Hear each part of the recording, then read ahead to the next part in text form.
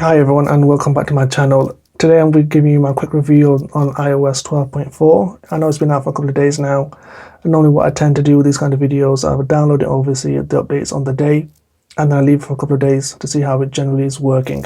See how the battery life it is and how the functionality generally is of the phone, if it's working okay and stuff like that. Then I'll give you my quick review of it. So this is that review, so let's just get straight into it. Before we begin, obviously let's quickly look at the build number. So if we just click on the software version here, obviously this build number is 16G77. Obviously this is on the iPhone 6, one of my old iPhones, installed it on there, so that's what it is. The generalness obviously is security update for the iPhone and the iPad.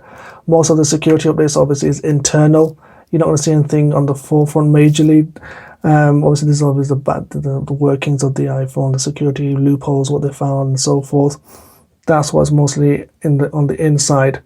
Number two is quite a big one actually. This is a new way of actually transferring information from an old iPhone to a new iPhone.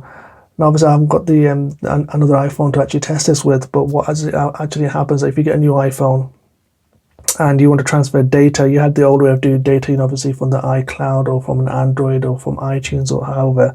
But there's a new option now that once you start when you start up and start logging into the new iPhone, the transfer when you get to the transfer process, you have another option saying that you can transfer from an old iPhone to a new iPhone. Basically what that means, you put them side by side and you can actually transfer directly from the old one to the new one.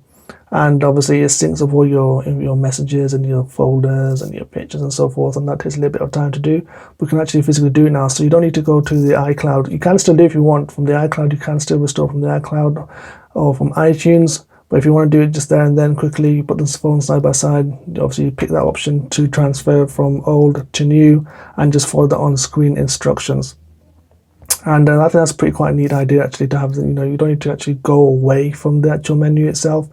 It's right there in front of you. You click it, just put it side by side and just leave it, and it'll transfer the data over for you, and the whatever you have on the old one, you'll have on the new one. So that's a great option to have actually to transfer.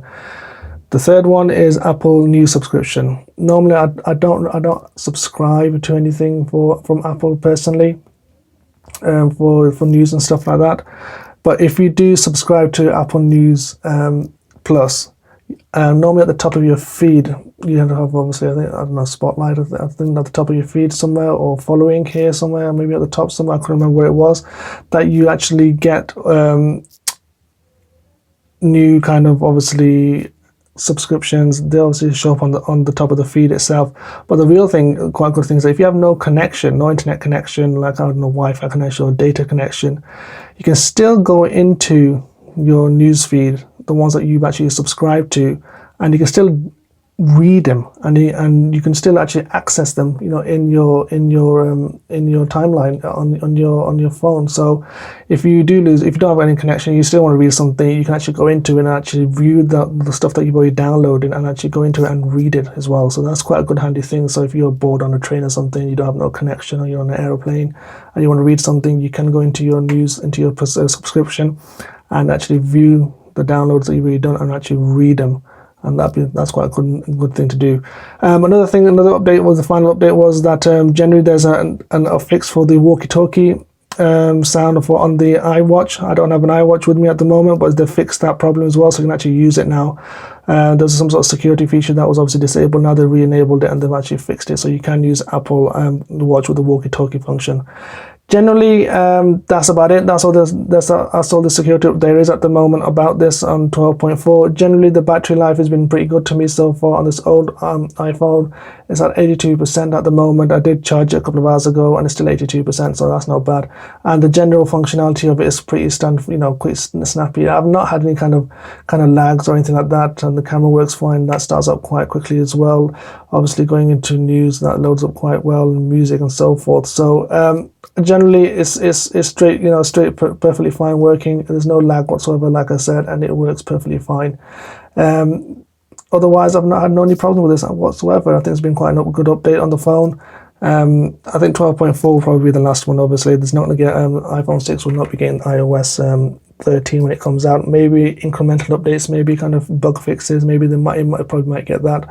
But other than that, it won't do. But the iPhone 6 has held up pretty well, quite well over the years, using it, so forth. And this update's been no different. This update's been fine.